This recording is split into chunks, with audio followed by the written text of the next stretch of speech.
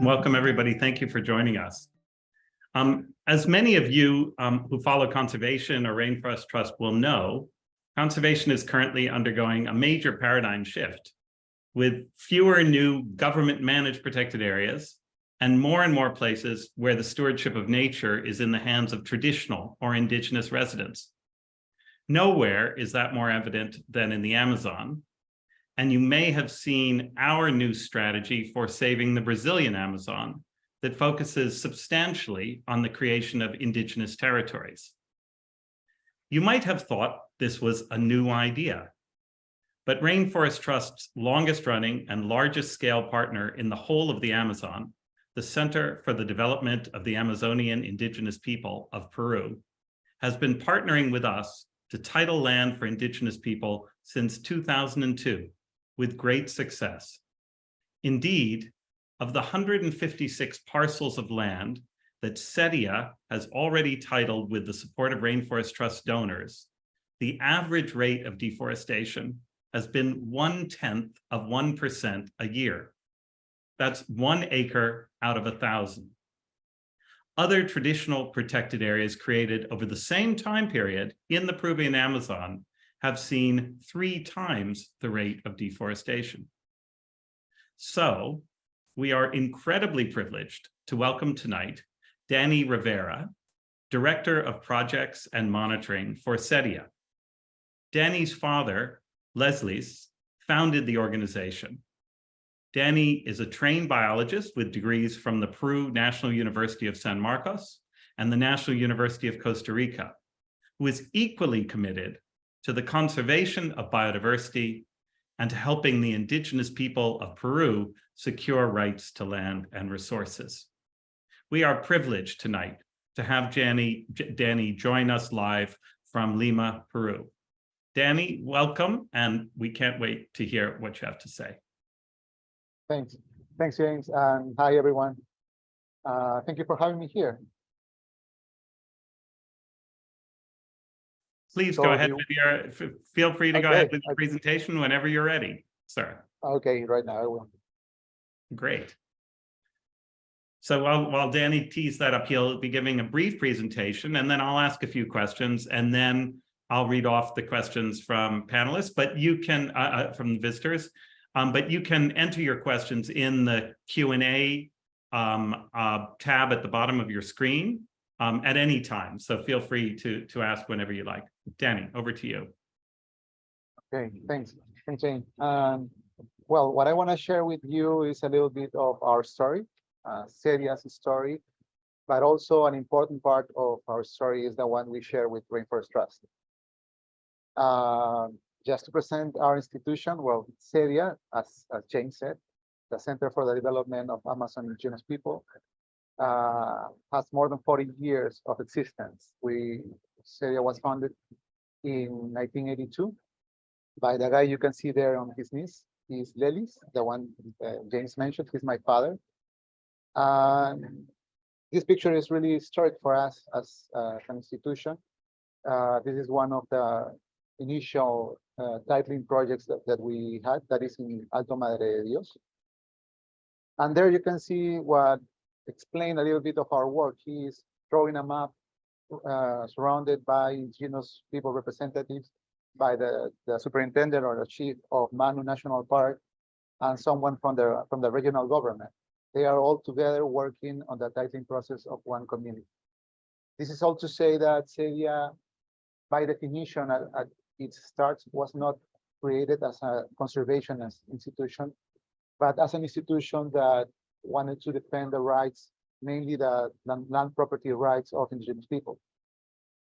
During the years, we've been working with more than 450 communities. We have supported more than 450 communities in the process to achieve the property of their land as land titles.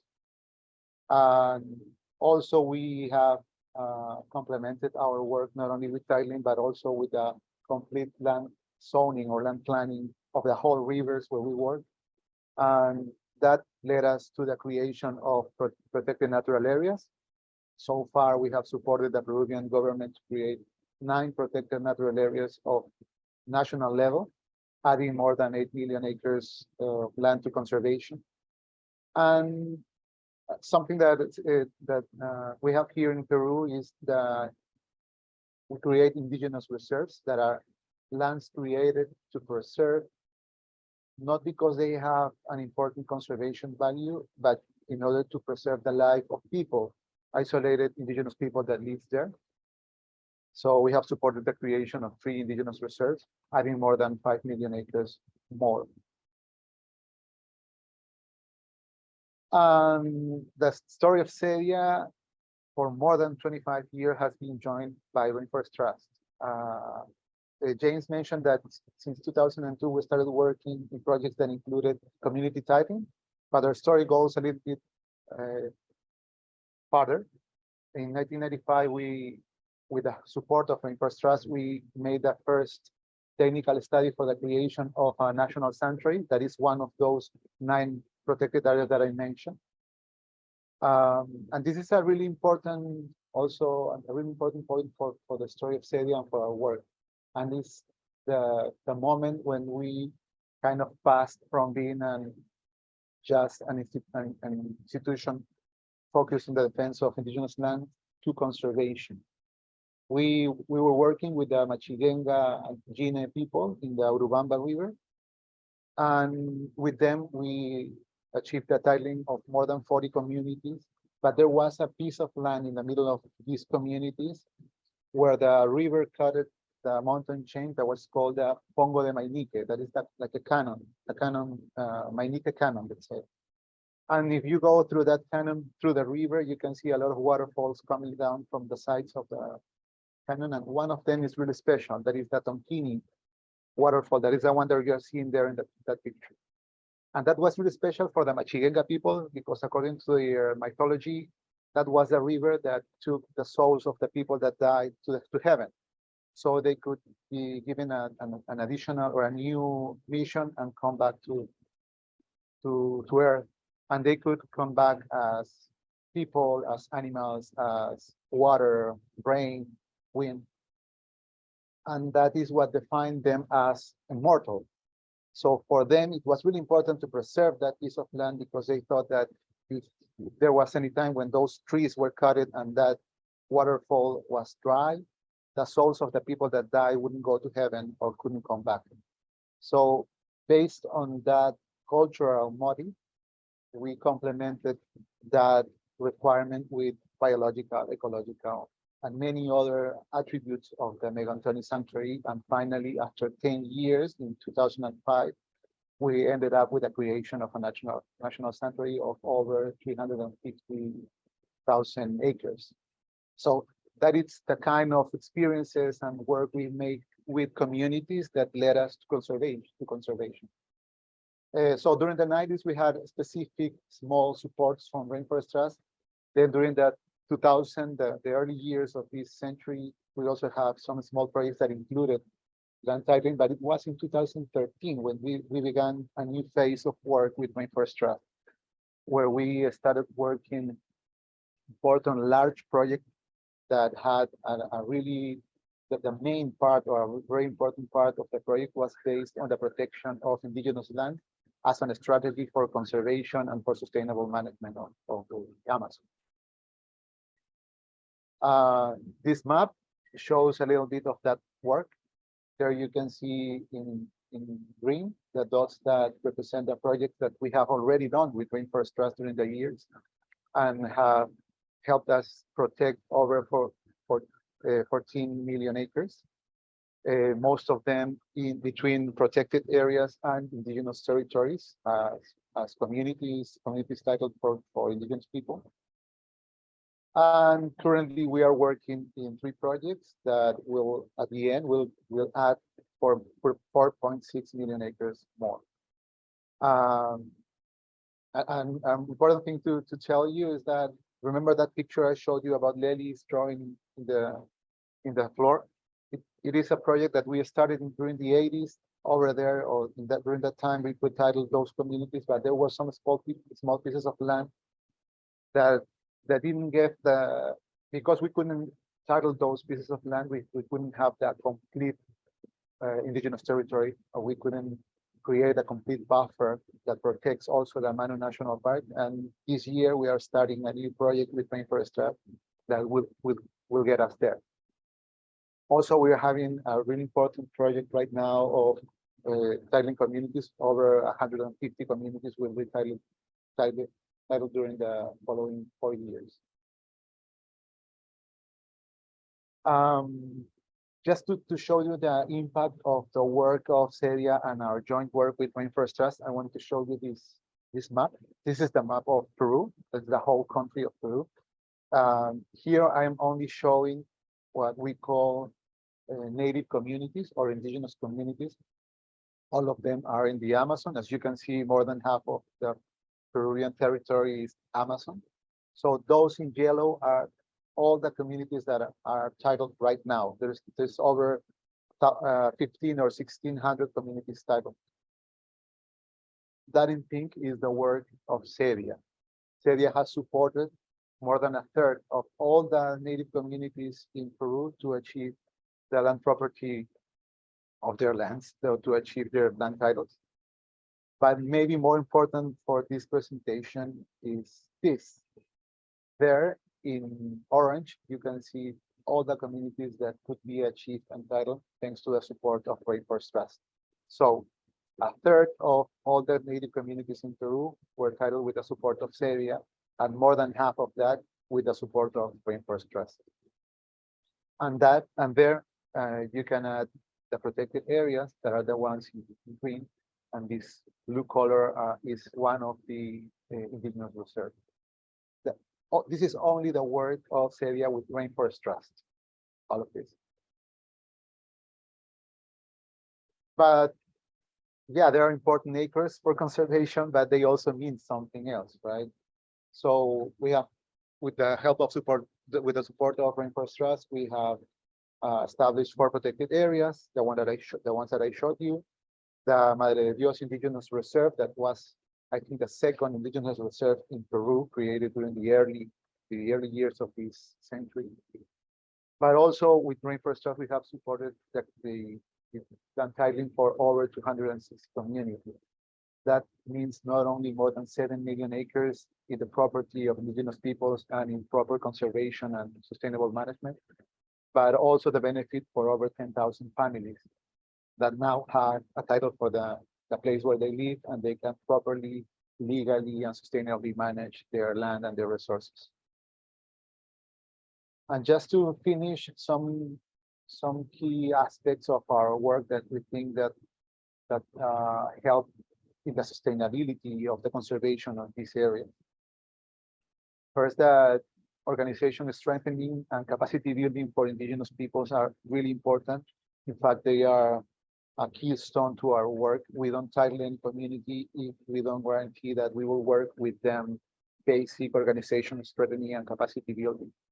This is not because they don't know how to use the land. This is because the institution of a native community is a creation of the Peruvian Constitution. So in order to coordinate their traditional knowledge and the legal requirements of our Constitution, there is some work of capacity building that needs to be done. And also that guarantees that knowing that a land title not only is a benefit, it's not only a capital for you, but also a huge responsibility. Is something that improves the chances of sustainability during the years. That is something that we have practiced for over 40 years right now. And as James told you, has shown important results. Second is that whenever it's possible, it's not always possible, but whenever it's possible, to complement this work with support to these communities in order to engage in sustainable, nature-based economic activities, legal economic activities, will get them far from illegal activities, non-sustainable activities. So whenever it's possible, it's good to work with them and provide them with possibilities, with legal and sustainable possibilities for economic activities. And finally, all of our work has been always land in a landscape perspective. We don't work with just one community. We work with all the communities in a river, and we try to close with them all the necessities of land planning. Not only communities, but also if we find out some places, as I told you, the Megantoni Sanctuary, or some other places that they use, but it's not part of their traditional territory, we try to protect those lands with protected natural areas, for example, and to provide all the categories needed for the sustainable use of a landscape. So those are for us important aspects of our work that we think that have gotten us where we are with great results with our work. Yeah, that's it. That is the team of Cedia. So we are more than 35, maybe 40 people right now, working in different projects in the Amazon, mainly in Loreto. That is where we have this important project with Rainforest Trust right now. So thank you very much, James. Or any question you have? Yeah. Your mic. Always forget to unmute. Super inspiring. Thank you so much for sharing with us. Many of us haven't had a chance to visit the Amazon and or to spend time with Indigenous people there. Maybe you can share with us, I don't know, perhaps your first experience of spending time with Indigenous people in the Amazon, and what it was like and what you learned, to make it a little bit more real for us. Yeah. Well, being the son of the founder of the NGO, I had the chance to go to the communities, to go to the Amazon since I was little, let's say maybe 11, 12 years the first time. And for me, yeah, it's always exciting to go to a different place and to have the chance to see beautiful places and wonderful landscapes. But maybe for me, one of the most important things is the relationship we can establish with people that you don't usually have the chance to share with when you live in the city, or like me, that I was born in Lima, in the capital. So having the chance to know new people, to stay in touch with people that is really happy and enjoys life the simplest way, and have the chance to learn from them, is really great. So yeah, I have a lot of experiences eating with them, going to the days start really early in the morning, like 2:30 or 4 in the morning, that they start talking and singing in bed or in your tent or whatever. They start the day really early. They put music, they start singing. And then, yeah, when it's a little bit of light at 5:30, you can go out at 10 and do your breakfast or whatever. So those kinds of things are really great, and things that you learn to enjoy. And certainly you miss when, like me, the last years have been really boring life, more in the city, writing proposals or reports. And I really miss spending more and more time in the Amazon with them. And do Indigenous territories in Peru, do they have significant wildlife still there? And have you had any experiences running into wild animals when you're out with Indigenous people? Yeah. Well, thankfully, yeah, there's a lot of areas. There are a lot of areas where you can still find a lot of wildlife, large mammals, especially, for example, as I mentioned, in Loreto, Ucayali, where there are regions that are not only big, but also they are remote. So many communities, to go there, to get to those communities, you have to travel by river 1 day, 2 days. So they still depend on the rainforest for living. So give me a particular story. Yeah. Yeah, I can tell you about, for example, well, it was almost 10 years ago. How old am I? Almost 10 years ago, when I was doing my thesis for the master's degree, I spent a lot of months with the Matses people in Loreto. And it was really great because I had the chance to see a lot of wildlife as I was working with caimans, and to do the monitorings, we had to do it at night. And at night, it's really easy to see a lot of wildlife.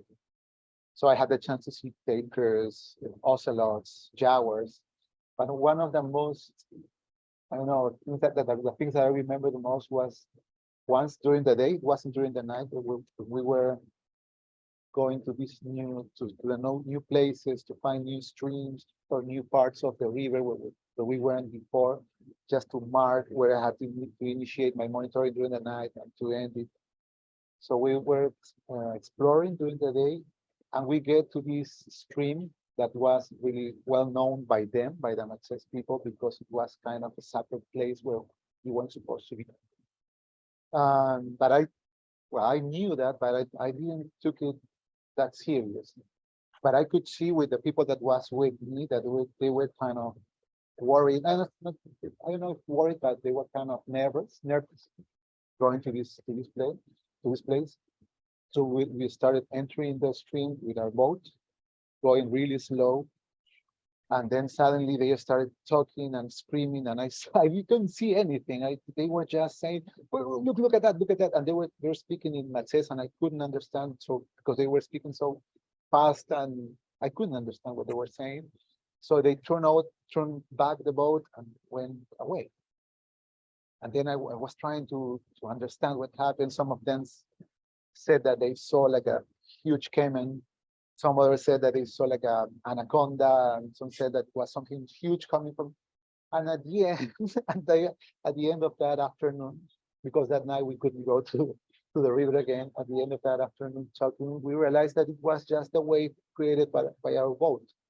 The wave went out and then came back, and we were all so scared, but we laughed a lot.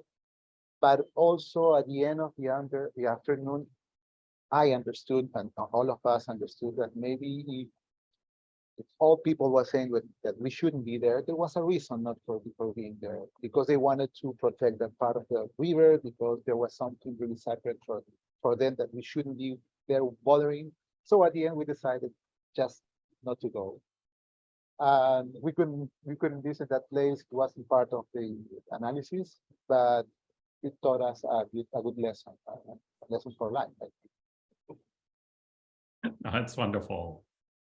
During your slideshow, one slide that really grabbed me was the picture, I think, of a group of members of an uncontacted tribe walking across a river with baskets on their back with big shaggy green stuff sticking out of them. Yeah.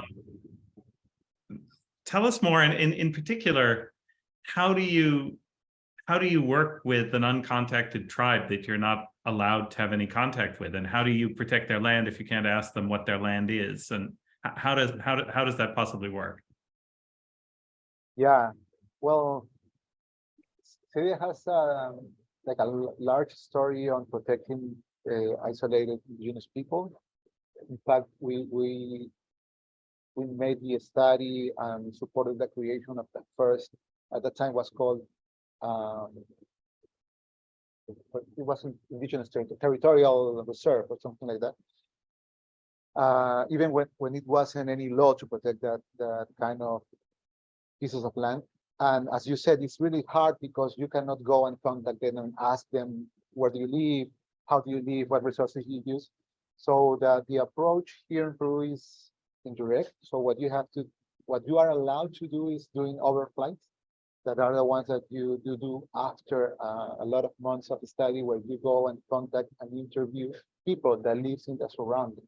And they are the ones that tell you the story and tell you, yeah, a couple of years ago, I went hunting and I see this footprint. And I saw this footprint. Or someone else tell you, yeah, a couple of years ago, I went fishing, and then someone stole my fish and ran away to the jungle. Or someone said, yeah, they kidnapped my, I don't know, aunt. So they have a lot of stories that you have to pick up, analyze, and they start drawing a story for the uncontacted people. That picture in particular is from people from the Madre de Dios Indigenous Reserve. That is one of the reserves that was established many, many years ago. And that right now that people is coming out, because indigenous people in isolation not always stays in isolation. There is a period of time sometimes when they want to go and contact people. So we have here what we call people in initial contact, that is people that used to be isolated but is coming and then it's trading. Those people in the picture are carrying on baskets with bananas. So sometimes they bring bananas and they trade with some people that are also indigenous people that are located in communities and they do have contact with the rest of the society. So after doing all of these studies, interviews, and also anthropological linguistic studies, theoretical studies, is when you can kind of imagine or try to figure out where they are, how they use their resources, and then you have the chance to do an overflight. Sometimes you are lucky, and I have never seen a person, but I had the chance to participate in overflights where you can see their houses, for example, or their crops, where they are growing crops. Because they usually hear the plane that is flying really low, so they hide, but you get the chance to see their houses. The thing is that you cannot do it that many times. You do it once, and you do a report and support the creation or you provide enough information and data to create a reserve, but it's not something that you can repeat every year to see if they are still there because you are bothering them. They can move away. So yeah, it's really hard, but there is a law here that since 2006 regulates how data studies are made and how the protection of these people should be done.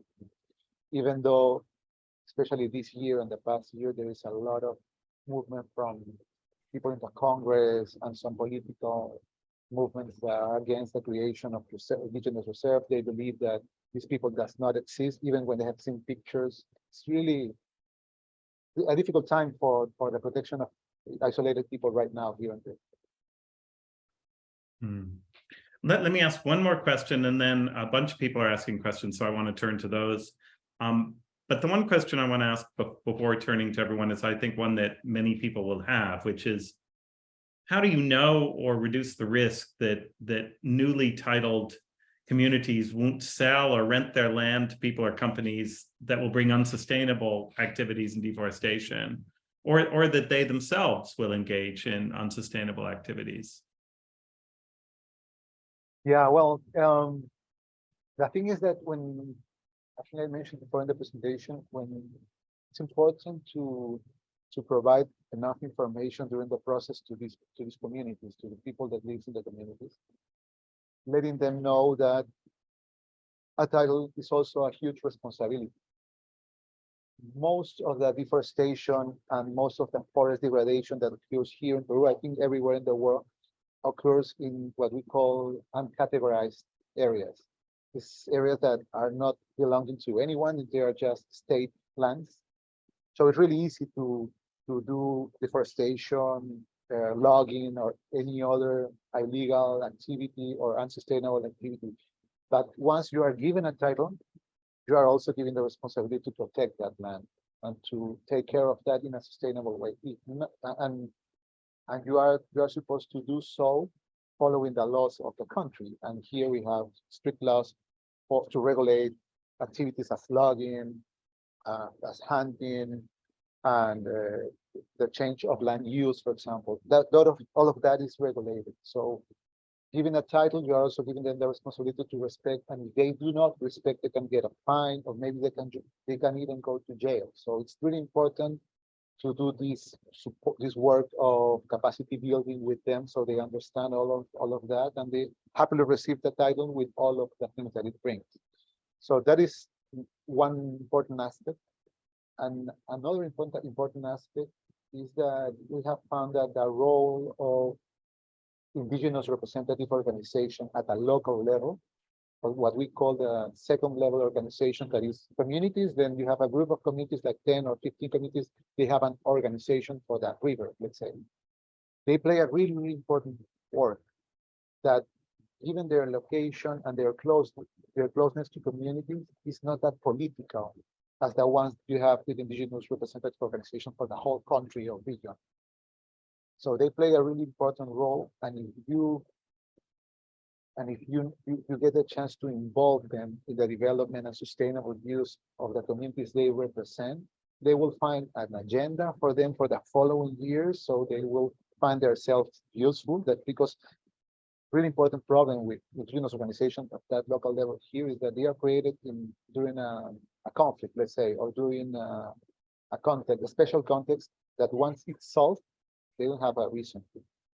But involving them in the conservation and sustainable management of the communities that they represent gives them an agenda for the following years, and they play a really important work in the following of their, for example, life plans or management plans for resources, and they have a really important work. And it's easier also for communities to have that representative that can go and do some paperwork for them, and they can go and represent them, talking with the governor or with the mayor. So working in that, creating those chains between communities, indigenous representative organizations of a local level, and regional and local authorities is really helpful for sustainability. We have seen that in our work. I remember that in 2014, I think, when we were planning this first large titling project with you with Rainforest Trust, we presented some satellite images of communities that we titled during the 80s. And for example, in the Urubamba area, it's really clear. You can see in a satellite image a lot of deforestation, and then you can see a polygon of forest. And when you put the lines of the polygon, you can see that it's an indigenous community, that they do have sustainable use of their land and conservation. Very good. I'm gonna switch over to questions now, and two different people participating in the seminar today have asked similar questions about can you reach zero deforestation? Is that a goal? And even small deforestation, won't that accumulate over time? And do any of the communities you work with or any of the projects do any reforestation? Yeah, well, about the first question, no, it's not possible to reach zero deforestation, because these are not the wilderness. These are places where there's people living, and they do need to grow some food for them. It's not like in a large scale, but yeah, you will have, as you always have everywhere, natural deforestation caused by strong rains or wind. So you will always have some small amount of deforestation. The thing is to keep that in a really, really low level. That is one thing. The other is that thankfully the indigenous people, they usually use their land rotating. Let's say the soil in the Amazon is not that rich, so you cannot sustain without the use of fertilizers, let's say, you cannot sustain growing in the same place for all the years during 10 or 15 years. So what they have to do is they rotate. So they use a piece of land here, they grow yucca, maize, or whatever they need. Then during the next year, they go to another place and then to another place, but then they start reusing the plot that they used in the past. That has grown a secondary forest, then they use it again, and all that organic matter goes down and enriches the soil that they can grow again. So they are not expanding every year the land they need for growing. They are reusing in a cyclic way the land they need for their food. And third, yeah, there are a lot of communities that are engaged working in reforestation. Those have shown to be really important projects for Cedia also. I think we haven't done any with Rainforest Trust yet, but they sometimes community, when we get there, they get to get the title of their lands in a place where in the past it has been logged. So there is forest there, but the main species they think that are not only because they are commercially more attractive, but because they provide more shelter or whatever, they want to recover those species. And some of our projects support them in that. So we pay for the logistics of transporting the seeds or maybe collecting the seeds from the forest and bringing them near to the community. Yeah, and there's a lot of work done in reforestation that has shown great results. one of our participants today has asked two questions, probably related to each other.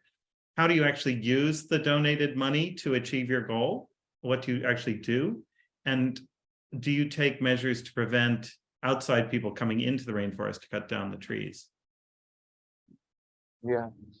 Well, for the first question, yeah.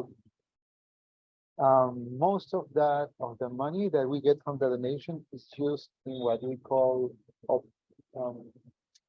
activity cost or operational cost. That is, for example, buying the fuel to get to the communities in the boat, buying the food for the meetings with communities and for the work of the technician. And also a really important part goes in hiring technicians for doing the technical work of tithing. The thing is that according to, we have a lot that regulates land tithing for indigenous communities, but regional governments are always short of people doing that work, and they usually prioritize land titling for what we call settlers or small owners or private owners. Because giving a title to a community benefits more people, but doesn't have that political benefit for the, let's say, regional government. Because they are located far away, there are not that many people, they don't vote that much. So that they always focus their resources, the regional government, in titling settlers or private owners. So what we usually do is we hire technical people that is going to the field with their GPS, and they do the soil samples. So all that technical work that needs to be done in order to create what we call a file or a study for community titling. So that is also an important part of the budget. And yeah, and just the logistics to get there to the communities takes a lot of money. And of course, also the salaries for the personnel of the institution that dedicates their time, their work to do that work. And the second thing about that, what strategy you use to keep people out from going to these places and to log, for example, unsustainable take resources. What we do is we help communities to create what we call surveillance committees. So communities organize and they dedicate their time because they know that the resources of their land are really important for them. So they dedicate their time and their resources to do surveillance of their territory. And many times we coordinate that work with the National Service of Protected Areas, or it's our map here. So these committees are also providing protection for the protected areas, supporting the rangers of the National Service of Protected Areas, and they do protect their lands and also the protected areas that are nearby. That is one of the strategies we use. We don't hire people because as we work with that many communities, it's not sustainable. But we provide not only the capacity building for them to create their surveillance committee, but also to be recognized, properly recognized with to have the resolution, the recognition of the regional government, so they can do some activities as, if they see a logger, they can, I don't know how to say that, they can take that chainsaw out of from the logger and do they can go to the police or to the prosecutor to present some resources. Thank you. Wonderful. Another of our participants tonight is asking about ecotourism, and whether there's any ecotourism here, whether it helps communities, whether there are any bad actors that cause problems with it, etc.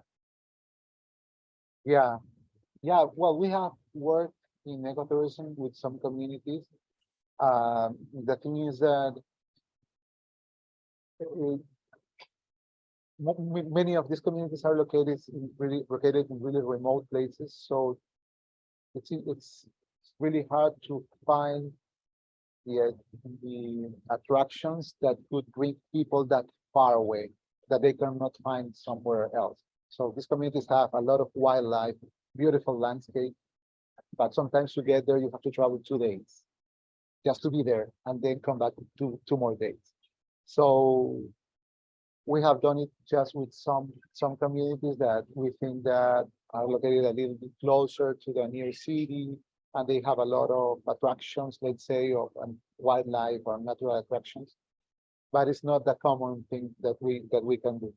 And yes, answering the second part of the question, we have seen also people that is getting advantage of communities taking tourists and not paying anything to the communities. And again, with capacity building and information to the communities that things can change. Great. One of our participants has a number of interesting questions about funding and capacity building on funding. First of all, he has a question to you. Have you ever had support from TNC, the Nature Conservancy, or Conservation International? And if you have, how does that compare with partnering with Rainforest Trust? That's an interesting question. Well, He's yeah, great. with TNC, no. We know them because they also have like a Peruvian branch of TNC, and they do implement their work here, so we know them. But with Conservation International, yes, we had a like small project with them 2001 that was only for a couple of years. But then this year, in last year, let's say 2022, was started a couple of projects. They are really important projects focused on the strengthening of management of protected areas that we have helped create. So in the past, we have supported the creation of a national park, let's say, that is struggling with management costs, with capacity building for their personnel, with meetings they have to do in order to update their management plan, let's say. So they are supporting that, and with that money, we are supporting Cernam to do that work to sustain or to improve the management of the protected areas we have created. But compared to Rainforest Trust, we compare that in time, in resources, and in the relationship we have built during the years, it's not that big. Thanks. Oh, great. The same person actually asks, and I'll answer this, whether there's any possibility of you're getting money from the Bezos Earth Fund, the new fund set up by Jeff Bezos. And I can answer part of that because a bit over a year ago, the Bezos Earth Fund gave Rainforest Trust a sum of money to support our projects in both the Congo and the Amazon. And in particular, they agreed over a few years until we run out of the grant to support a third of the price of each project. So the new project that we've just launched with you, Danny, in the Peruvian Amazon, which is actually up on our website right now. It's in the process of fundraising. A third of the price of that project will actually be supported by the Bezos Earth Fund if we can raise the other 2/3. Another third will be provided by our traditional saves donor, our anonymous donor. So actually, for anyone who's interested, we only need to raise a third of the price of the project, and that will be matched 1-to-1 both by the Bezos Earth Fund and by our anonymous donor. I don't think Bezos Earth Fund has done any grant rounds since, but so I think the answer, and originally they weren't able to give directly to NGOs in developing countries. So I don't imagine that you've heard from them yet, but one can hope for the future. Yeah. Well, we have heard of them by you, but also I think the funds from the projects we are doing with CI are from the Bezos All right, Foundation. very good, very good. Well, excellent. So nice to know that Bezos is influencing CI to do better things with their money. I didn't say that. Right, and then and the same individual has one final quite interesting question: is basically whether everything that you've learned over 30 years in the Peruvian Amazon can be applied in the Brazilian Amazon, and do you do any capacity building or training with other organizations? Yeah, well, I think that there's a lot of things that we have learned that can be replicated, and actually we do that. We gain experience our early years were in the Amazon of Cusco in the south of Peru, and with all of that experience, we jumped to Loreto and then to Cayari. So there's a lot of things that we learned that can be replicated, and actually we do that. We replicate what things we learned. We have also shared that information mainly with Peruvian NGOs that have a similar work and work in some other in different landscapes, but also in the Peruvian Amazon. And for specific reasons, we have partnered with organizations from Brazil also, especially in the projects that we have in the border between Brazil and Peru. For example, to work with the Matses people, we are working here in Peru, or we used to work here in Peru with the Matses indigenous community, and they over there they have the Mayoruna Indigenous Reserve. So it's the same ethnic group. They share a lot of problems, they share a lot of challenges. So we have partnered with the indigenous representative organization, but also with Brazilian NGOs that have a similar work as our in Brazil. Great. A bunch of other interesting questions. How much conflict are you encountering with outsiders who want to profit off the land? A little bit related to one of the previous questions. Yeah, well, yeah, there is conflict many times in the places, especially when we start working in a new river. Let's say is where we find a lot of things that are not going to the benefit of communities, that are not sustainable. So once we get there, they don't see us as their partners, let's say. So they think that we are talking communities against them. Sometimes it is what we do, because not because we are against them, but we are against the activities that they do. So, but we haven't had any major problem as I don't know, something violent or really dangerous. But yeah, the beginning when we start working in a new river, it's always a moment of conflict where you have to deal not only with these people that comes from outside, but also with the seeds they have planted in communities. There are a lot of communities that at the beginning, when you start working with them, there is a group of people that doesn't want anything to do with you.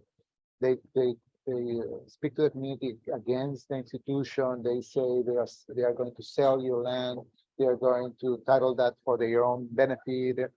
There are a lot of stories and myths they create, but that is not in all the community. And once you start working and they start seeing the benefit of the other communities, they want to do the same, and they look for us and ask them to work. That is the reason, not in this last project, but in the projects in the past we had with Rainforest Trust. So we started working during the 4 years. We titled, let's say, 10 communities during the first year, 15 during the second year, and then 10 more, because at the beginning not all wanted to work, but then these 15 communities in the second year saw that those were getting benefits and they didn't, so they looked for us and engaged in the project. So that is something really common, and we have a lot of great stories to tell about people that was really against our work. They hated us and talked about us in radio and many places. But right now is, for example, one of them, Mr. Raul. We started working a project with his community, or in the river with his community is located in 2010. And he hated us, and he did talk about us and talked bad about us for like 2 or 3 years. And then he accepted some of our work in his community. And right now he is the vice president of the Indigenous representative organization of the whole province. So little by little, he's getting engaged, seeing the benefit of the work and the good things that come with the project, not only because it will give you your land title, but also it will give you the chance to do good sustainable economic activities, for example, or to be recognized, or to have more services from the state. So there is a lot of benefits that come initially with the title, but with the rest of the work that we do, it does come also. And then they get engaged and they become leaders, and they become conservationists also. Right. two of our guests are asking about what are the biggest threats to the rainforest. And one particularly was asking whether road building is a threat and whether you're able to do anything about road building. Yeah, well, yeah, the main threat is the change in land use. It's changing forests into agriculture. That is something that is happening really, really fast in some places in the Amazon. There are some areas like Loreto, for example, that is the biggest region we have in the north of Peru. It's all an Amazon region. They don't have that much of that problem right now, but it is because it doesn't have much roads. Once the roads come, all of that problems will also come. So the main threat of roads are not the roads themselves, but all the people that comes and settle both sides of that road. That is really, really common here. Well, let's say in South America or in Latin America is really, really common. And unfortunately, there is not much that can be done. There is the cost of protecting the road is so high that it's impossible to prevent people from settling there. So yeah, that is also one of the main threats we have in Loreto. There is a 2016 and 17, there was this plan to connect Loreto with the coast of Peru.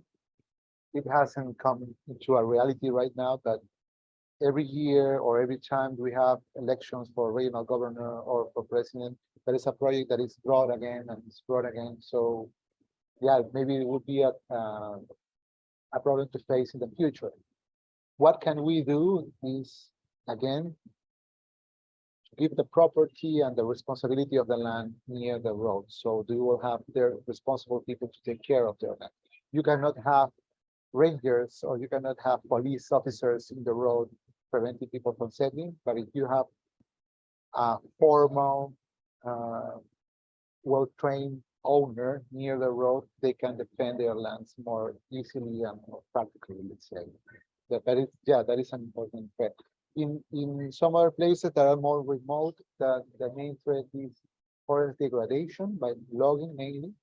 But logging not only takes out trees, it also takes out a lot of wildlife in that activity. So yeah, that is also an important threat. Wow. One of our participants just asked a question that that I'm also tempted to answer instead of passing it over to you. He writes, have any documentary films of Cedia's work been made? And if so, have any of them been subtitled into English? And could they be shown in English-speaking countries? You know the answer. So the exciting answer to that is that a few years back, one of our most generous donors actually asked to sponsor our producing two small films, one about our conservation work with a partner in Ghana and the other about our work with Cedia. Of course, we don't have our own money for that kind of thing, but this donor was really keen. And the Cedia work has come together in a 17-minute film, which is completely fabulous, I have to say. You've seen it, right? Yeah, I've seen it. I mean, I don't know how accurate it was, but it was lovely to watch. No, it is really great. Yeah, I love it. Yeah. And I can't send it to you yet because we're hoping to place it in a wildlife film festival, and we can't circulate it until we find out if that's happening.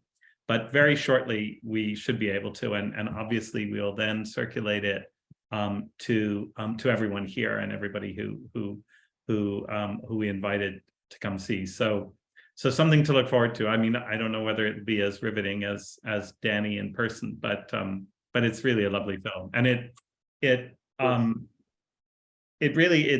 focuses on the relationship between a particular community and a particular species of fish found in the river and the wetlands, right, in the lake, and how their dream was to gain title to their land and to the resources so that they could steward their resources and learn to manage the population of fish in such a way that they could get food and they could get money by selling it, but not exhaust it, and have a livelihood not only for themselves but their children, their children's children. And it's a really lovely story that helped me to much better understand how this model of conservation can work. So I hope I've whetted people's appetite and look forward to that. I'd like to ask one final question. So as your approach to conservation has become more and more appreciated and spread across the Amazon and beyond, do you have a vision for the future of the Amazon as a whole, and for the role of Indigenous people in its stewardship? What does it look like to you when you look 25 or 50 years ahead? Yeah, well,